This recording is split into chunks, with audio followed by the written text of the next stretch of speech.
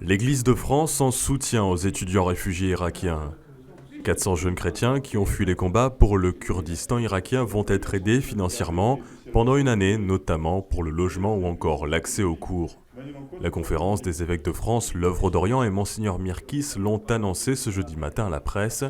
But de l'opération, que les étudiants puissent, malgré la guerre, continuer leurs études en Irak.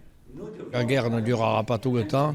Quand elle cessera, quand des conditions de paix seront revenues, eh bien c'est eux qui deviendront les élites ou les engagés de leur pays parce qu'ils auront pu poursuivre leur formation. C'est aussi le meilleur combat contre le fondamentalisme et le djihadisme brutal, car cette violence se développe sur un fond d'absence de connaissances et de culture. Et qui voyaient les vrais besoins. Sont tous étudiants. Ah d'accord. Et voilà.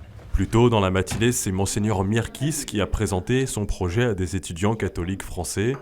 L'archevêque de Kirkouk, qui était en Irak il y a quelques jours, a livré un témoignage poignant. Eh bien, un jour, ils dirigeront le pays. C'est eux qui tiendront le pays. Parce que s'ils émigrent, ils doivent commencer de zéro. Ils vont devenir quoi? Ils vont vivre sur l'assistance publique. C'est plus devenu une information relayée par la radio, la télé et les médias. C'est plus un article, quoi. C'est quelqu'un qui vous parle, qui vous raconte ce qu'il a vécu. Ça nous secoue vraiment de voir qu'on peut vouloir à ce point poursuivre ses études, quoi.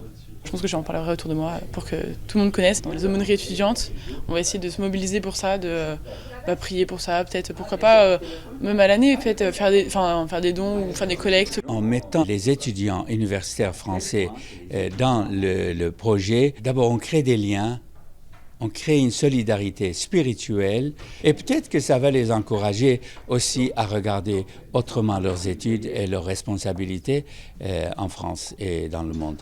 Très beau. Grâce aux dons, Monseigneur Mirkis et l'Église de France espèrent récolter un peu plus d'1 million d'euros.